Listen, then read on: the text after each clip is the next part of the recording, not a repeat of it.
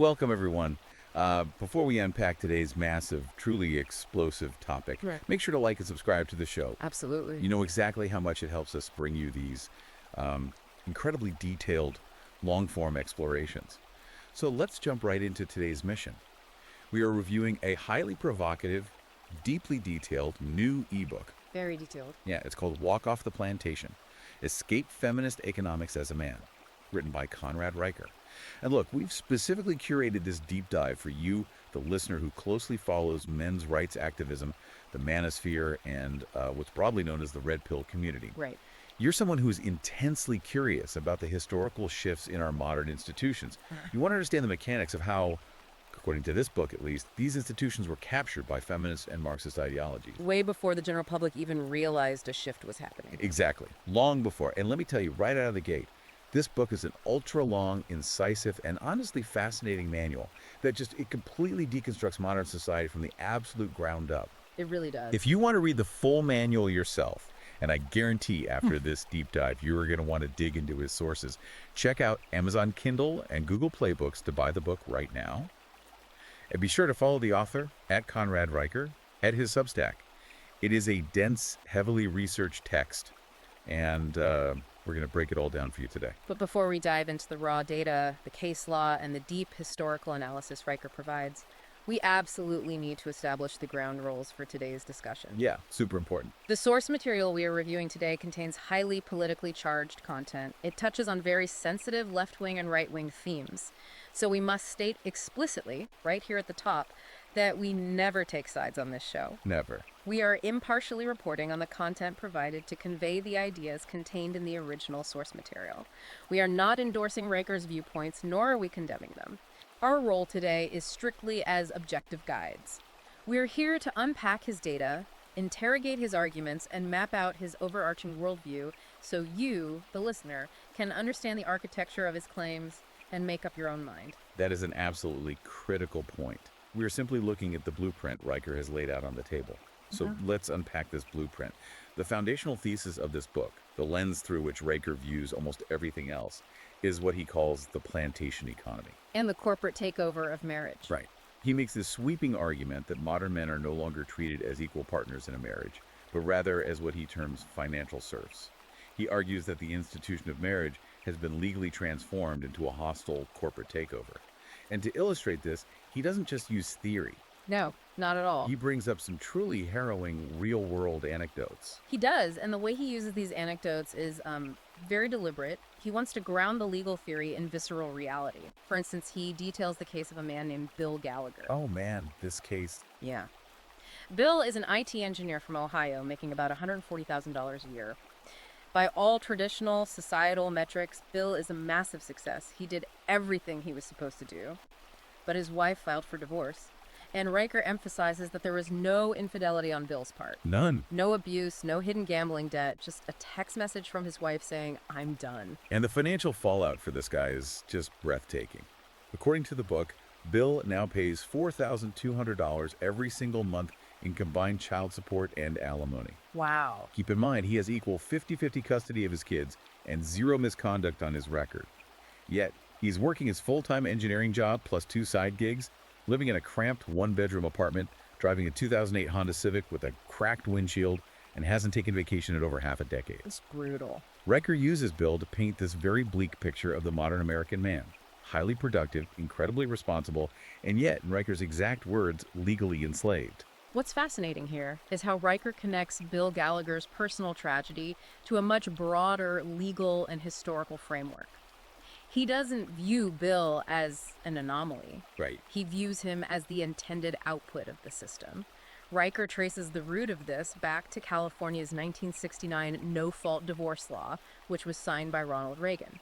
Now, traditionally, if you look at mainstream history, no-fault divorce is framed as a massive liberation movement. Right, that's the narrative we all learn. Yeah, it was designed to allow people, particularly women, to escape toxic, dead-end, or physically abusive marriages without having to go to court and legally prove fault or endure a public trial. It was about safety and freedom. But Reicher completely flips that narrative on its head, doesn't he? Entirely. He frames no-fault divorce as the legal equivalent of handing a woman a corporate buyout option on her husband's life and future earnings.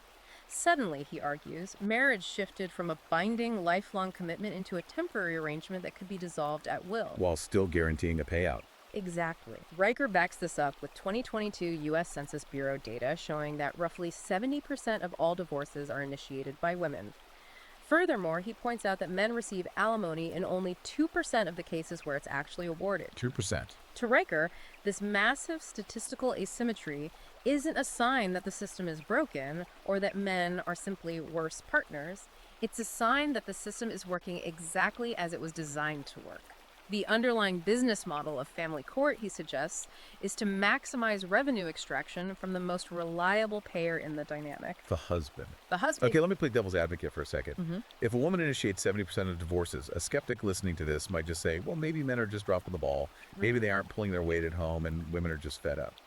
How does Riker address that counter-argument? Does he just ignore it? He addresses it directly by bringing in cases of extreme, undeniable male overperformance. To show that behavior actually doesn't protect the man, he introduces the case of Daniel Reeves, a software engineer in Austin pulling down $310,000 a year. A huge earner. According to Riker's documentation, Daniel was the quintessential model provider. He was up at 5:30 a.m., he coached the weekend soccer teams, he planned and funded the family vacations, he was doing everything the culture asked of him. Yet his wife filed for divorce, citing emotional disconnect, Was it a completely subjective metric. Right. And the result of that subjective disconnect, the court awarded her 70% custody of the children, $7,200 a month in child support, and an additional $4,500 in spousal support. Within 3 years of the judgment, Daniel had to declare bankruptcy. So his point is that the harder Daniel worked to provide, the heavier the legal penalty became when the contract was broken. Exactly. Riker uses this case to completely dismantle the idea of alimony reform, which is a big talking point in legal circles right now.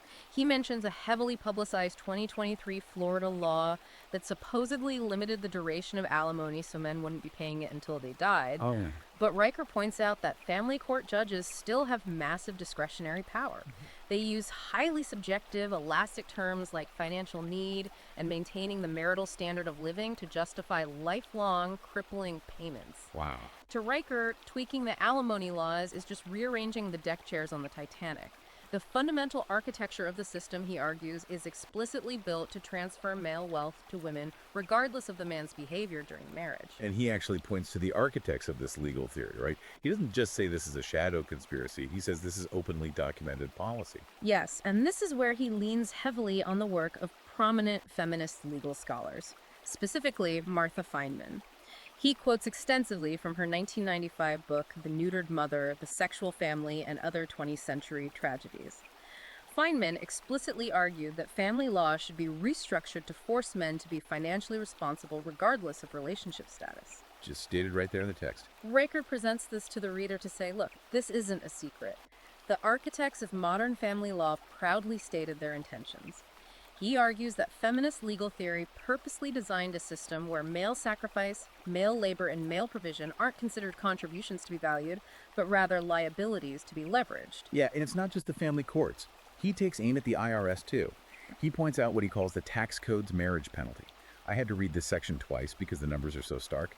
He shows that a single man earning $100,000 pays roughly $18,000 in federal taxes. But if that same man marries a stay-at-home wife, his tax burden jumps to $22,500. A huge jump. Riker views this as a deliberate, state-sanctioned disincentive. It's a tax that specifically punishes the traditional male breadwinner role. The government, in his view, treats men as public infrastructure, literally a pipeline running straight from their paycheck to the state apparatus and to their ex-wives. Which perfectly sets up his exploration of how this extraction engine actually functions on a bureaucratic level. If Riker believes marriage is the corporate buyout, he views family court as the collection agency.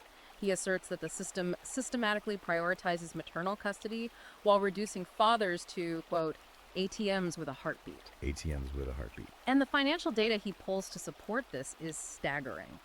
For example, he cites that in 2019, the state of Illinois alone seized $1.3 billion in child support payments. But here's the kicker. The state kept $85 million of that money in what they categorize as administrative fees. Wait, pause right there. Explain that to me like I'm 5. The state collects the child support from the father, but before giving it to the mother and children, they take an $85 million cut. Precisely. Riker equates this to state-sponsored bureaucratic theft. He points out the absolute hypocrisy that men are routinely jailed for failing to pay these massive sums, losing their freedom, while the state essentially skims off the top like a mafia protection racket. And why are the states so incredibly aggressive about this? Because anyone who has dealt with the child support system knows it is relentless.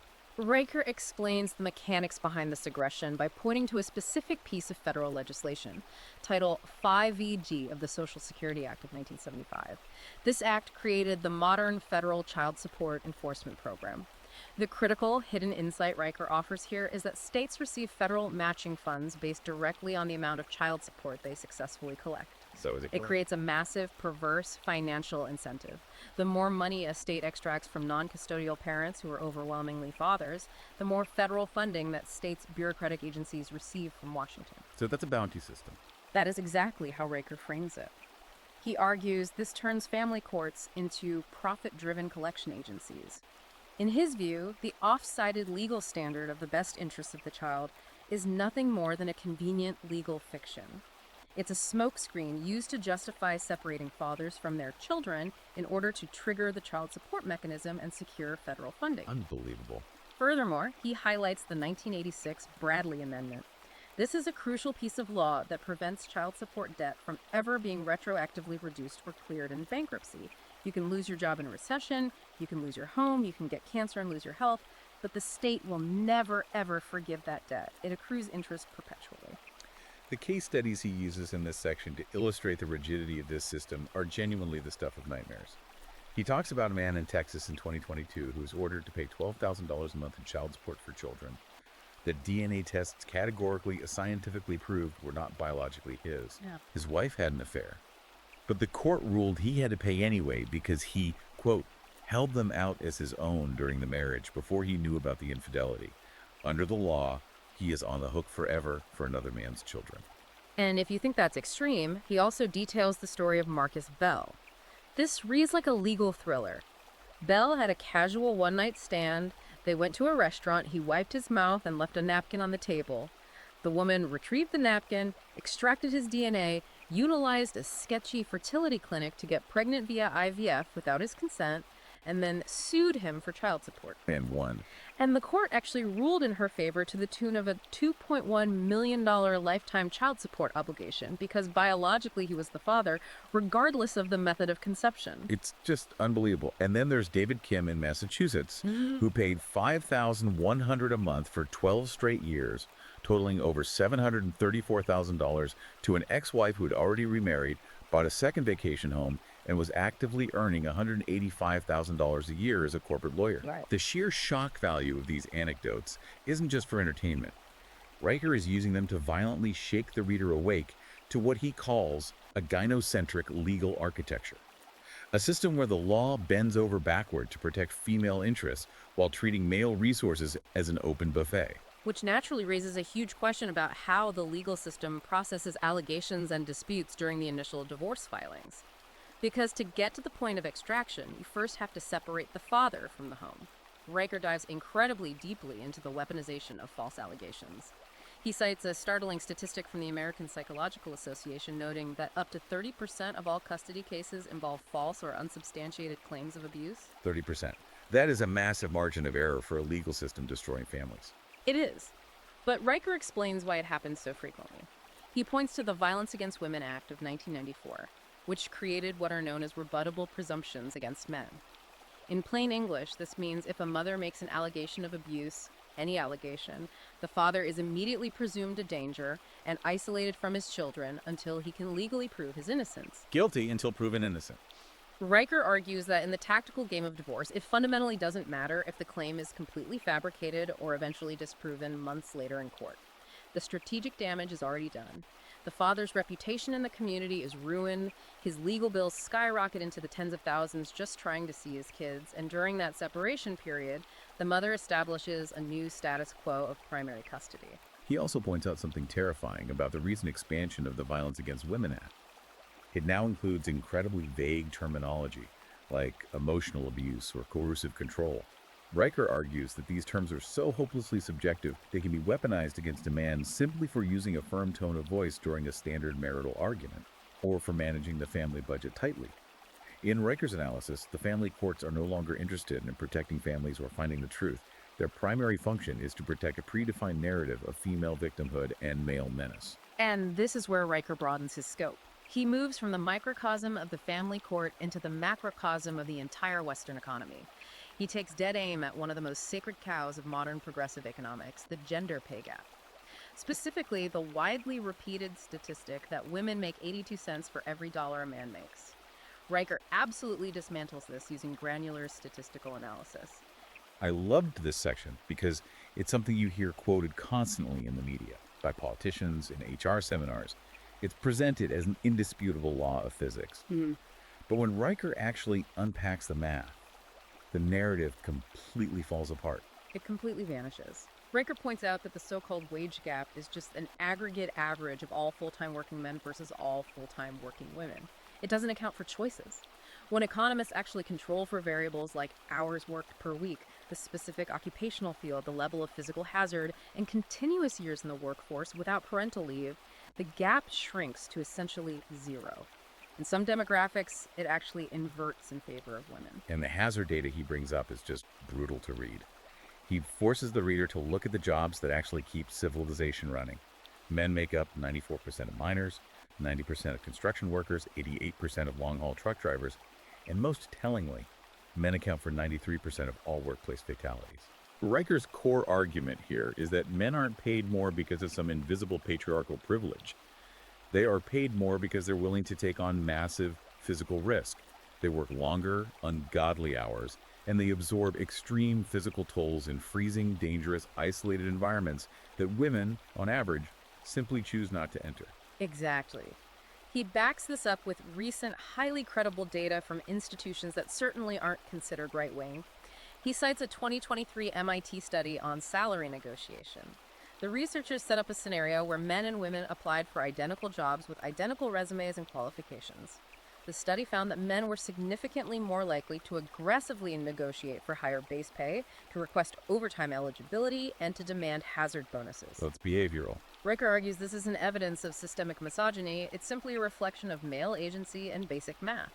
Men negotiate harder because societal pressure mandates that their value is intrinsically tied to their provision. He also brings up that infamous 2021 internal pay equity report from Google. Yes, that was a massive backfire for Google.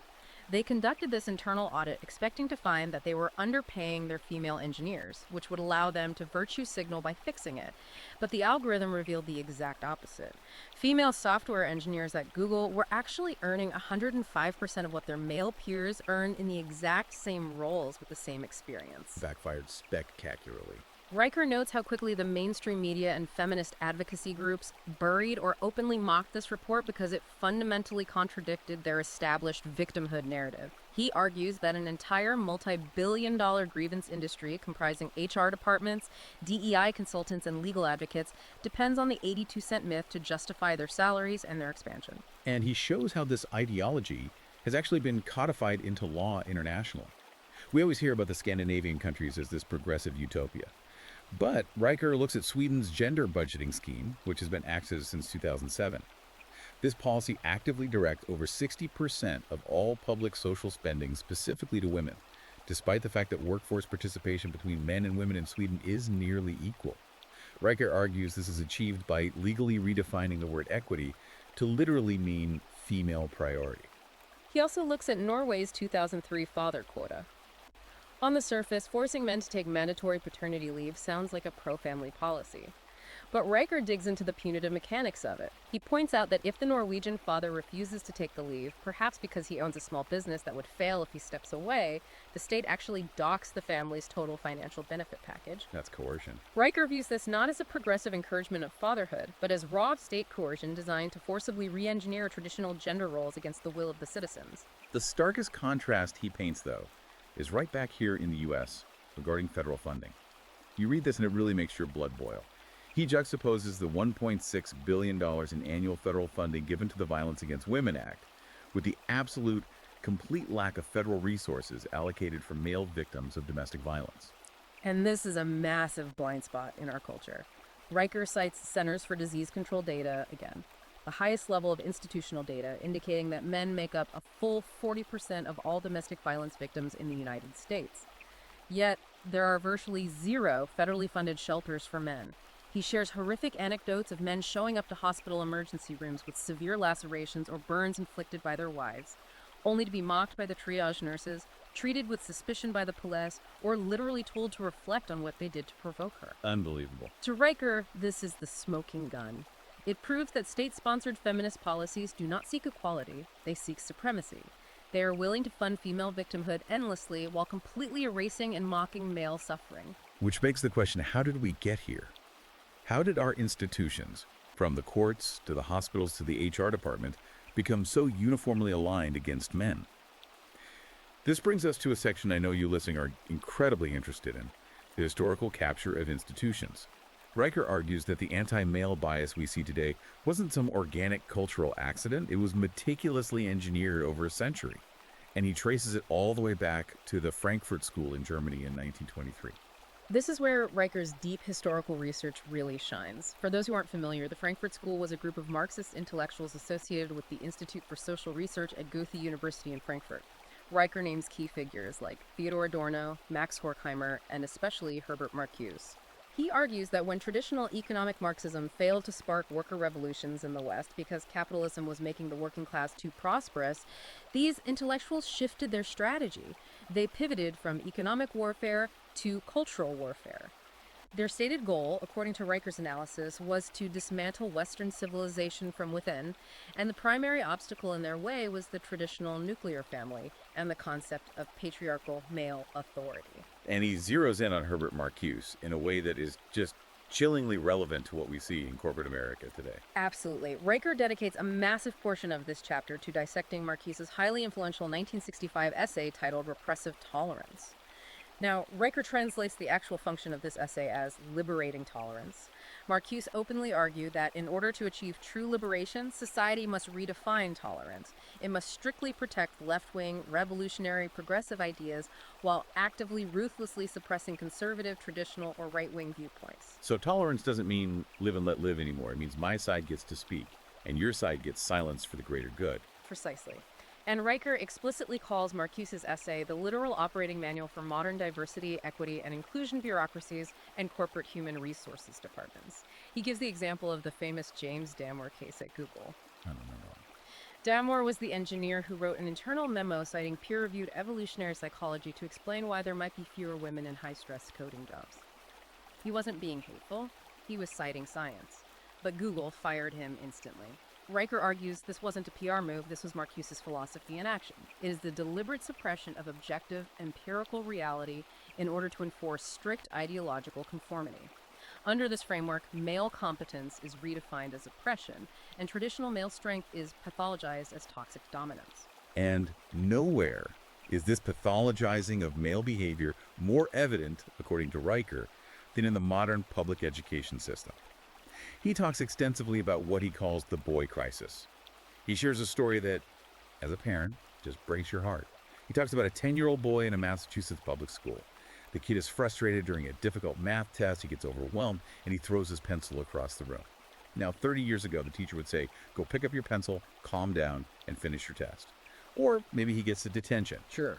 Instead, the school immediately called a dedicated crisis intervention team, suspended the 10-year-old for 3 days, and mandated that the parents subject him to a psychiatric evaluation for latent aggressive tendencies before he could return to class. Riker uses this to argue that schools today actively pathologize normal, rambunctious boyhood. The education system doesn't want builders, risk takers, or adventurers. It wants quiet, compliant, medicated students who sit still for 8 hours a day. And the curriculum reflects this ideological shift as well. To quantify this, Riker cites a brilliant 2021 study by the American Enterprise Institute. Researchers analyzed 12 of the most widely used major U.S. history textbooks in public high schools. They found that Susan B. Anthony was mentioned 12 times more often than George Washington. That is just wild. The father of the country is eclipsed by an activist. Right. And Riker uses this data point to argue that boys are systematically being taught that their historical heritage, their male lineage, is strictly one of oppression and tyranny, rather than a legacy of liberty, invention, and nation building. The psychological toll this takes is measurable. He points to a highly disturbing 2023 study published in the journal Psychological Science. The researchers demonstrated that when young boys are explicitly taught in a classroom setting that they belong to an oppressor class based entirely on their gender and race, their academic motivation drops by a staggering 34%. A third of their drive just vanishes. Exactly. Riker views this not just as bad pedagogical theory, but as targeted psychological warfare. The system systematically destroys a boy's spirit, teaches him he is inherently evil, and then turns around and blames him when he disengages, drops out, or fails to go to college. And this messaging isn't just in the classroom. It completely saturates the media machine. Riker dissects how advertising and entertainment actively manufacture male shame. If you look at the famous 2013 Dove Real Beauty sketches, the one where the FBI sketch artist draws women based on their own descriptions versus strangers' descriptions, society lauded it as this beautiful, empowering moment. But Riker argues the entire emotional premise of that multi-million-dollar campaign relied implicitly on portraying men as emotionally blind, superficial, and incapable of perceiving genuine beauty or depth in their partners. And it extends to comedy, which is often where the deepest cultural programming occurs because our defenses are down. Riker looks at the evolution of the television sitcom over the last 30 years. He notes how characters like Homer Simpson or Phil Dunphy from Modern Family or Peter Griffin serve to normalize profound male incompetence.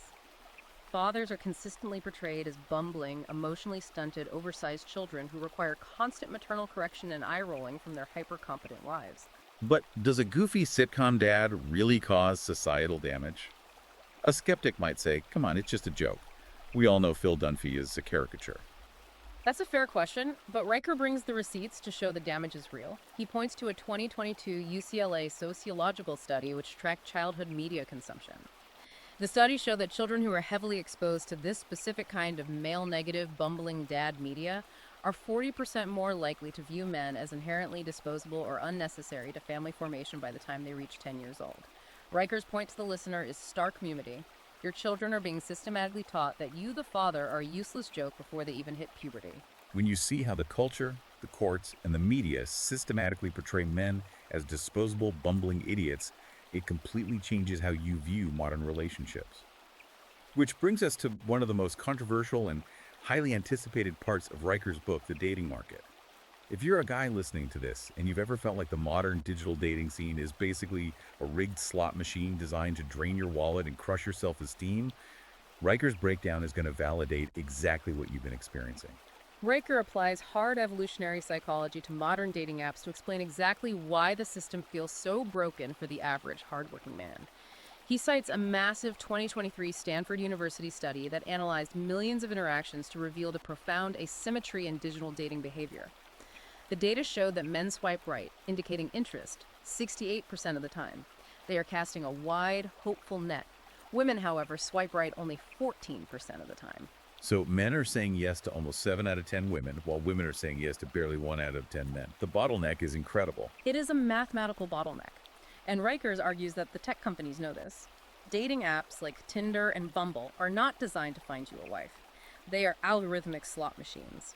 They exist to extract money from desperate men through premium subscriptions like Tinder Gold or Bumble Premium. They sell men the illusion of access and connection, while their algorithms actually function to hypercharge and feed female hypergamy. Explain hypergamy for the listener who might be hearing that term for the first time.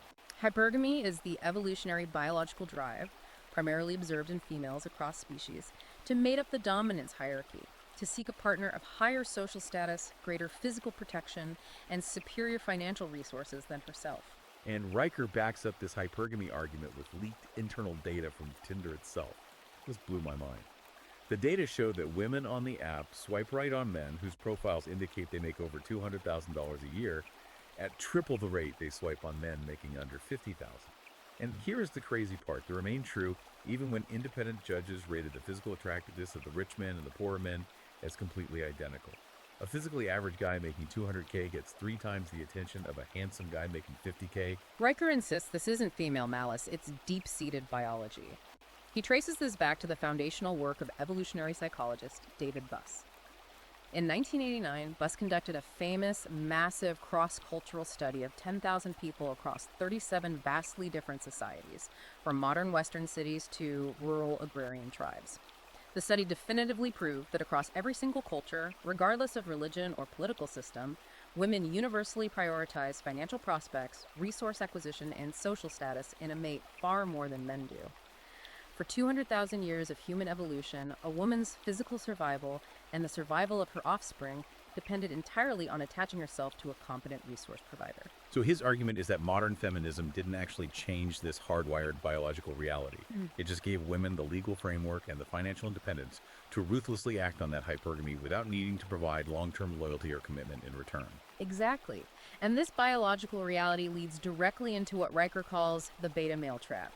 He completely, utterly destroys the comforting societal narrative that the phrase nice guys finish last is just a toxic social myth. He calls it an immutable biological law. Let's pause and dig into that, because boys are raised from kindergarten to be the nice guy. We are told to be gentle, to be polite, to accommodate others, to ask for consent before holding a hand. Right, society actively conditions boys to be docile. But Riker argues that when these boys enter the mating market, they face a brutal reality check. Kindness, when it is not backed by underlying power or capacity for aggression, is viewed by female biology as submission, and submission is sexually invisible. To prove this, he cites a fascinating 2021 Harvard Business School study on physical posture and attraction. The researchers found that men who naturally adopt an expansive posture, taking up physical space, maintaining steady, unwavering eye contact, and speaking with a slow, deliberate cadence are rated over 3 times more attractive by female strangers than men who shrink their posture or speak quickly to please. He also points to a 2020 University of Sussex study regarding vocal pitch. The researchers found that men with a naturally lower vocal pitch are consistently rated by women as more socially dominant, more competent, and significantly more sexually attractive. The data is clear. Status, dominance, the ability to handle stress without breaking, and the capacity for controlled aggression, these are the actual evolutionary markers women's nervous systems are attracted to, regardless of what they might claim they want on an Instagram post or a modern dating profile. Which brings us to a critical juncture in Riker's thesis. Because if society is punishing male dominance culturally and legally, but female biology still demands it, what happens to the men?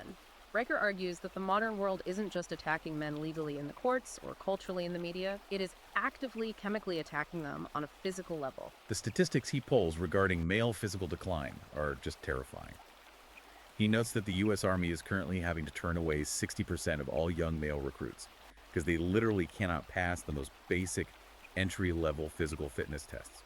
Simultaneously, there has been an unprecedented 300% spike in SSRI antidepressant prescriptions for young men since the year 2000. Riker views this not as a public health crisis of depression, but as a systemic effort by the medical and educational establishment to medicate men into compliance. In his view, a man with optimal high testosterone is naturally competitive, confident, difficult to control, and inherently dangerous to a stagnant status quo. Therefore, the system seeks to numb him. And brings in environmental factors to back this up too, right? It's not just the pills, it's in the environment. Yes. He cites a highly disturbing 2020 Harvard medical study demonstrating the catastrophic effects of xenoestrogens, which are synthetic chemicals that mimic estrogen in our municipal water supplies, and BPA chemicals ubiquitous in modern plastics. The study showed that these environmental factors are lowering average male testosterone levels across the population by up to 1.3% every single year. Riker views this as unintended or perhaps somewhat tolerated chemical engineering that serves to soften and pacify the male population. So how does a man fight back against invisible chemicals and societal medicating? Riker's answer is that physical fitness is no longer just about looking good at the beach. It is an act of political defiance. He states quite profoundly that a man who has the discipline to deadlift 400 pounds, who has mastered his own nervous system, cannot be easily guilt-tripped or intellectually bullied by a 22-year-old HR rep running a corporate DEI seminar. Physical strength breeds intellectual sovereignty. But Riker stresses that solitary physical strength is ultimately a dead end. This is where he introduces the brotherhood imperative. He diagnoses the modern man as being deeply, dangerously, and historically isolated. Men today have zero tribal bonds. He compares this pathetic modern isolation to the historical success of extreme male tribalism. He looks at the ancient Spartan Sisya. These were mandatory, male-only mess halls where Spartan citizens ate every meal together, trained together, and bled together, creating an ironclad discipline and unbreakable loyalty that held off empires. He looks at the Mongol Empire, which conquered the largest contiguous landmass in human history, not just through brilliant cavalry tactics, but through intense male blood oaths and mutual survival pacts. His point is clear. Men evolved to hunt and fight in a tribe. You strip the tribe away and stick a man in a cubicle, he withers and dies. And he has clinical data to prove that this kind of male-only purposeful space is literally life-saving. Riker points to the men's sheds movement in Australia.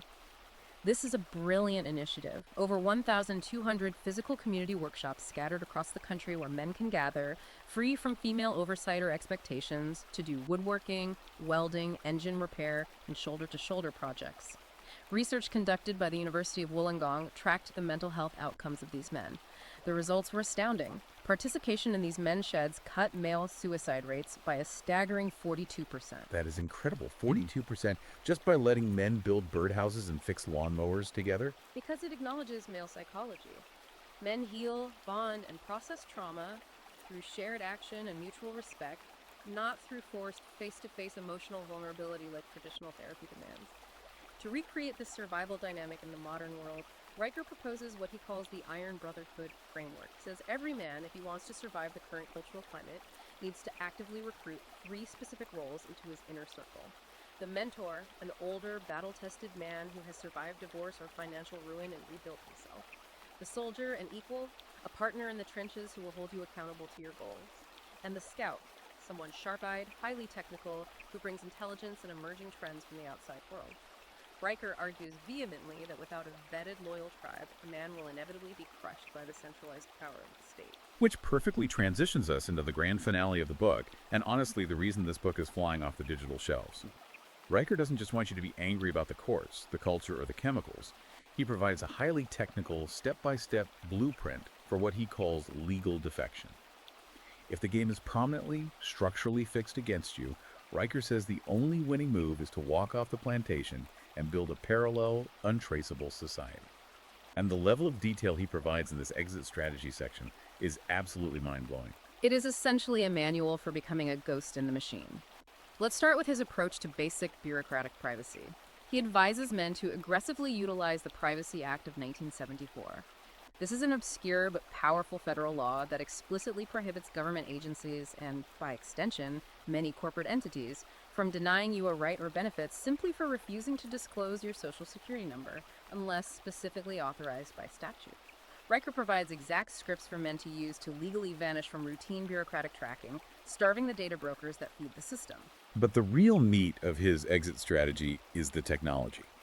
He outlines something he calls the sovereign stack. Let's break this down, because it gets highly technical.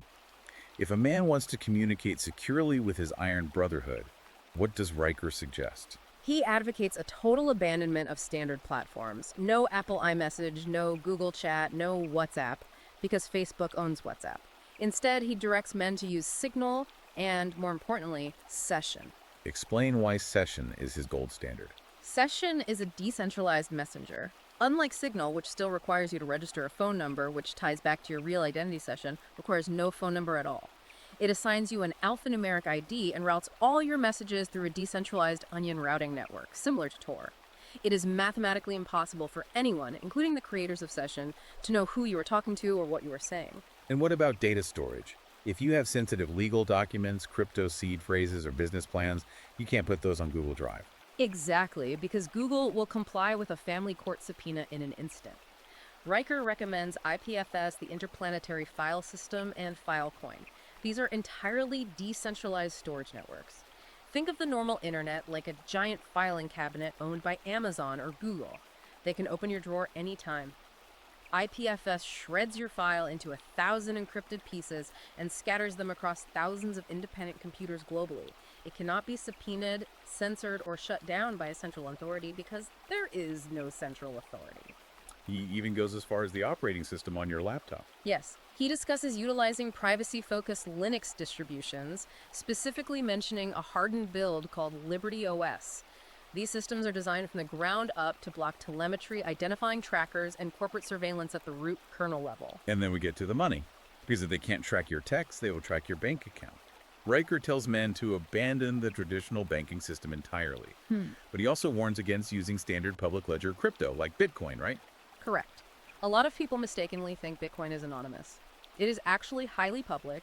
Anyone can trace a transaction on the blockchain. If a family court forensic accountant ties your identity to a Bitcoin wallet, they can see every penny you have. Instead, Riker advocates for the exclusive use of privacy coins, specifically Monero and Zcash. Monero uses ring signatures and stealth addresses to completely obfuscate the sender, the receiver, and the amount sent. It leaves absolutely zero trace. To the state, the wealth simply ceases to exist. And for the men who have already amassed significant wealth, the Daniel Reeves of the world Riker advocates for geographic arbitrage. Why stick around and fight a rigged, gynocentric family court system in the West when you can simply pack up your laptop and leave? He notes an incredible statistic.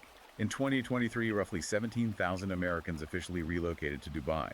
Riker claims many of these are high-net-worth men specifically fleeing Western family courts because the jurisdiction in Dubai fundamentally respects fathers' rights, does not recognize Western feminist legal theory, and absolutely does not enforce ruinous, lifelong alimony judgments. For those who can't move to Dubai, he details domestic asset protection.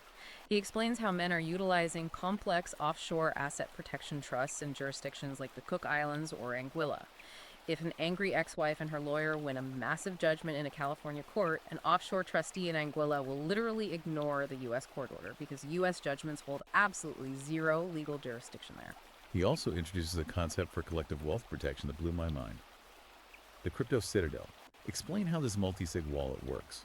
This is a brilliant application of technology to solve a legal vulnerability.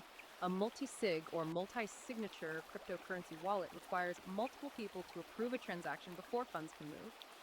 Riker suggests a man sets up a wallet with his trusted Iron Brotherhood, say, 3 men total. The wallet is programmed so that at least 2 of the 3 men must input their cryptographic keys to move any money. If a family court judge orders a man to liquidate his crypto assets to pay a massive divorce settlement, the man can legally and truthfully tell the judge, "I cannot access those funds alone." The other 2 men refuse to sign the transaction.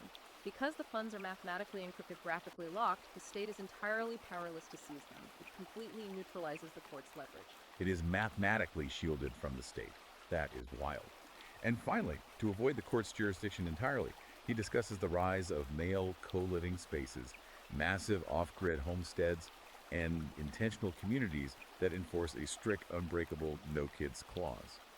Riker argues that because the state uses children as the primary emotional and legal leverage point to extract wealth from men via child support and custody battles, the ultimate ironclad defense for men who wish to remain truly sovereign is to completely avoid triggering family court jurisdiction by opting out of reproduction within the current legal framework entirely. Wow. Okay, we have covered a truly massive amount of ground today. The density of this book is incredible. As we synthesize what we've learned, the macro view of Off The Plantation is undeniably clear. Conrad Riker is not asking men to violently revolt in the streets. He is not asking them to harbor hatred or seek petty revenge against women. He is providing a highly tactical, emotionally detached, meticulously researched manual for legal defection. He operates on the foundational premise that the legal, economic, and cultural gain is permanently, irrevocably fixed against men. Therefore, the only logical, rational response for a man who values his life and labor is absolute self-sovereignty. Exactly. And look, whether you agree with Riker's interpretation of evolutionary psychology, whether you buy into his historical reading of the Frankfurt School, or whether you think his views on the family court system are extreme, it is absolutely impossible to deny the sheer volume of data, case law, and historical analysis he has synthesized in this book. From exposing the 1969 no-fault divorce laws to breaking down the algorithmic exploitation of modern dating apps, he presents a deeply controversial but highly structured, internally consistent worldview. And as we've discussed today, this isn't just internet theory. This is a worldview that is actively, right now, reshaping how thousands of men are operating in society. They are buying the privacy tech, they are restructuring their tax strategies, they are moving offshore, and they are forming these closed, tight-knit brotherhoods. It really forces you to pause and consider the massive long-term macroeconomic consequences of this movement, getting mainstream traction among high-earning men. Which brings us to our final provocative thought for you to mull over as you go about your week. If Riker's vision of a parallel, decentralized, completely untraceable society of sovereign men continues to grow, powered by invisible Monero transactions, encrypted networks like Session, untouchable offshore trusts, and self-sustaining off-grid homesteads, What happens to the traditional economy and the bloated tax base when its primary producers, the men who build the roads, write the code, and fund the system, completely vanish from the ledger? It's a profound, terrifying question for the establishment. If the highest earning, hardest working men systematically withdraw their capital, their labor, and their participation from the taxable grid, the institutions that rely exclusively on that extraction will face an existential, unrecoverable crisis. It is a fascinating and sobering scenario to imagine. Listen, if this deep dive sparked your curiosity, if it challenged your perspective on how the world works, or if you just want to verify all this incredible data and read the legal statutes for yourself, you absolutely need to read the source material. Go to Amazon Kindle and Google Playbooks right now to buy the ebook, Walk Off the Plantation, Escape Feminist Economics as a Man. And make sure to follow the author, at Conrad Riker, at his Substack to keep up with his latest writings, research, and technical guides. Finally, please don't forget to like and subscribe to our show so you never miss another deep dive. We rely entirely on your support to keep dissecting these massive controversial topics. Until next time, keep questioning the narrative.